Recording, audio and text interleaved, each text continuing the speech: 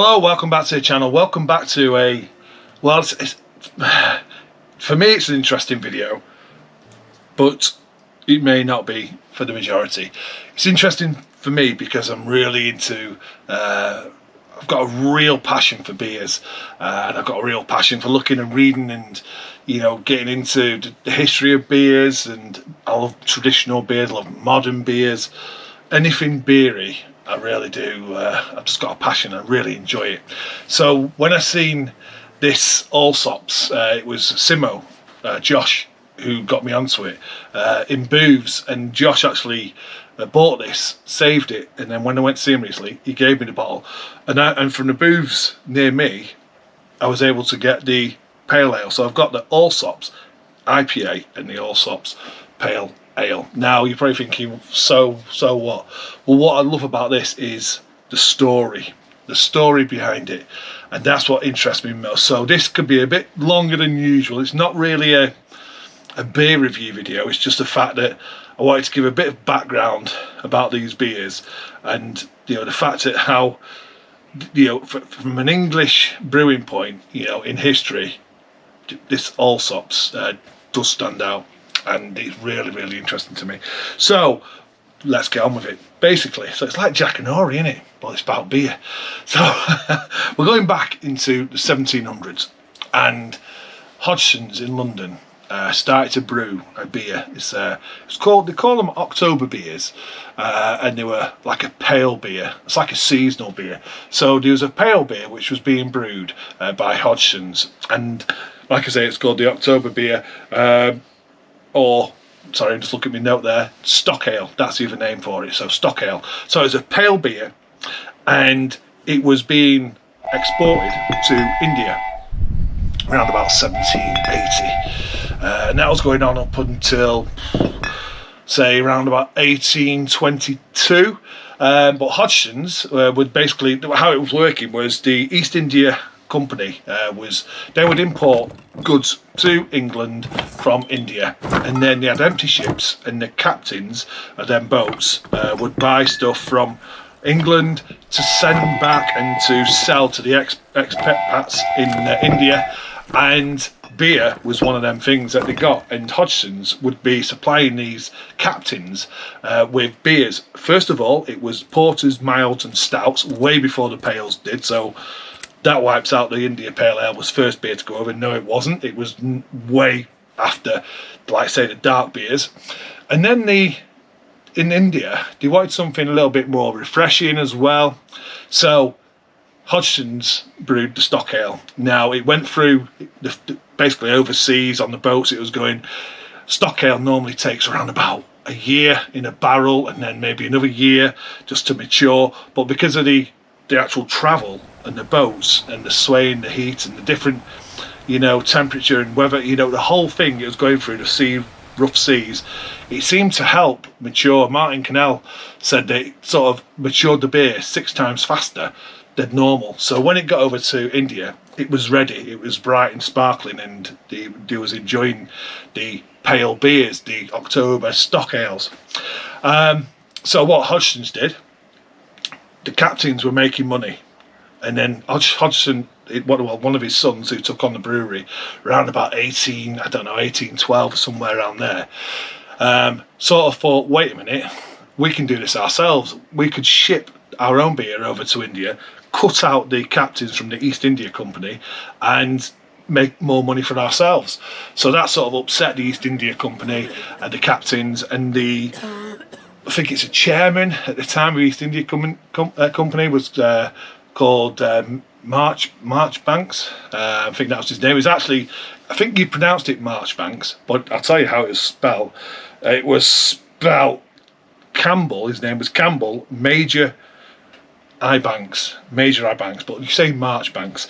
Anyway, so in 1822, let's just go back. So Hodgson's, that's what they were doing. So they upset East India Company, and there was a guy, the chairman was called Marchbanks.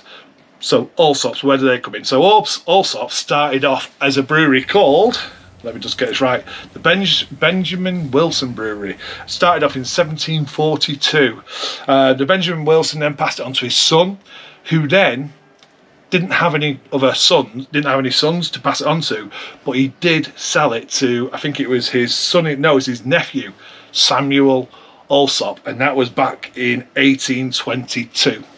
So 1822, and that's the same year that the guy, Marchbanks, was upset with Hodgson's, and he invited Sam Allsopps to London for a meal, and basically said to him, look, you know, things went on. And this apparently this has been proven, it was a conversation along the lines of, if you can brew a pale ale, because Sam Allsopps is a Burton Brewery, and they were dabbling with pales at the time, but still dark ales. And he said to him, if you can brew a pale ale, you will crack the Indian market. And he sent him back to Burton with some of Hodgson's pales, and the head brewer and also the maltster at the time tasted it and spat this beer out, saying it was a very bitter tasting pale beer. And Sam Allsopps said, can you basically create the malt? Can you kiln your malt to make a pale beer? And the head brewer at the time, Allsopps, said, I can make a pale beer, and I can make a better beer than the one you've just given to me. So that's how that sort of started, along them lines, Allsopps. So in 1822, they got basically approached by the East India Company to brew a beer which could be sent over to India to basically, refreshing, I said what the palates wanted, some refreshing pale beers. So they cracked on, and apparently, I don't know how true this is, but apparently the first pale ale at Allsopps was brewed in a teapot, which, why would you do that? I don't know how true that is. Anyway, it became a success, the pale ale that was being brewed at Allsopps. So it started to go over, and it started off very slow, and then all of a sudden it overtook Hodgson's and their pale ales, and Hodgson's not long after really just disappeared.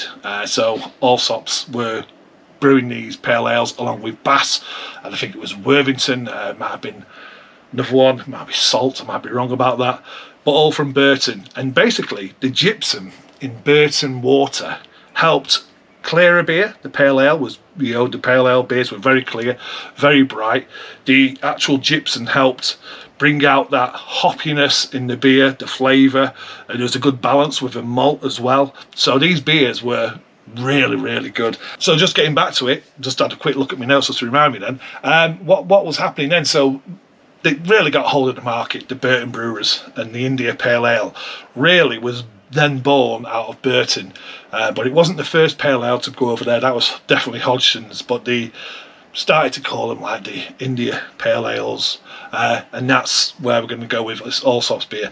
But also Allsopps, what happened to that company, basically in the late 18th century, Germany and the US started to brew lager beers, and that was caught on in India then, that beer was served really cold and refreshing. So the India Pale Ale started to disappear then, and the lagers started to take over in India. What Allsopps did, they brewed a Pilsner at the time, but it wasn't very successful. And basically what happened to Allsopps then was, in 1911, the Allsopps management stood down. So they stood away from the company. And then I'll read this off here, 1934, Allsopps merged with the Incoop, and it became Incoop and Allsopps in Burton. In 1960, Incoop and Allsopps joined Ansell's and Tetley to create Allied Breweries, and in 1991 Allied Breweries had a joint venture with Carlsberg, and brewing ceased in Burton. So there's a good story about Allsopps Brewery, and that's why it really, when I seen it, I thought, oh, that's interesting. I've read lots about them over the years in different books. Pete Brown, Roger Protz, like I say, Martin Connell, they did all different books, and they really interest me. So I'm really probably boring you now, but what excited me when I seen this beer, because when I seen it, I thought, Allsopps, didn't know they were back.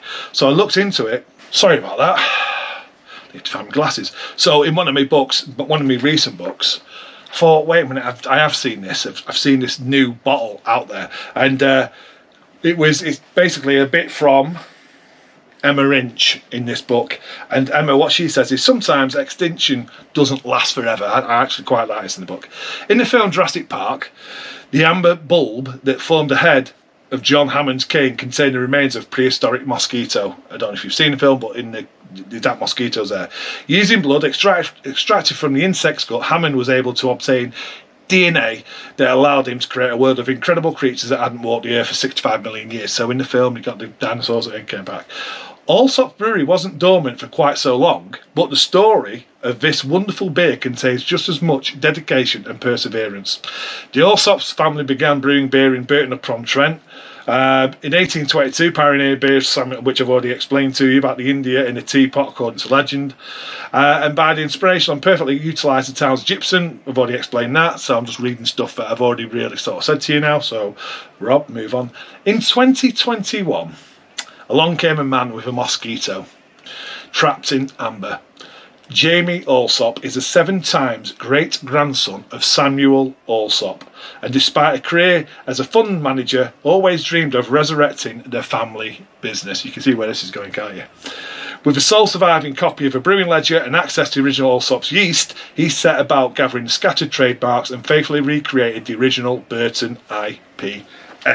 And just to follow on from that, so Jamie, the good luck came because a guy called Steve Holt at Kirkstall Brewery in, I think that's in Leeds, I think it's that way, bought a ledger from an auction, and in that ledger was the original recipes from, I think, 1934 of the Allsopps beers. So Jamie actually got to work with Steve, and also he worked alongside a historian brewer at Burton, and they basically recreated the beers from that recipe. And the beers that were recreated was the Allsopps India Pale and the Allsopps Pale Ale, which are both sat in front of me now. There was being brewed in Sheffield and then Kirkstall, so I think they're still being brewed at Kirkstall now. I don't know if it says anything on these bottles, but I'll hopefully find out. So they're not being brewed in Burton, but what they can do is Burtonise the water to try and get the right profile of water that you would get at Burton. So that's something that they will be doing, Burtonisation of water in brewing.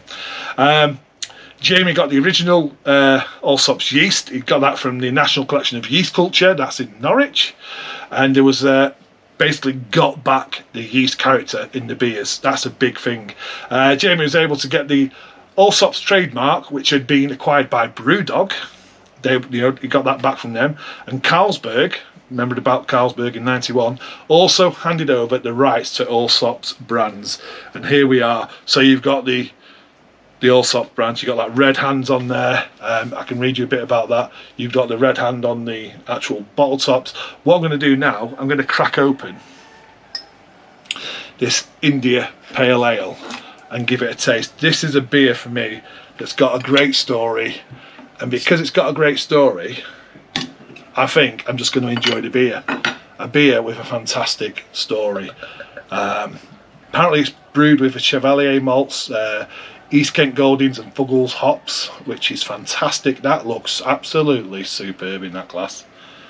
And I've just gone into Gary Barlow mode, haven't I, the way I said that.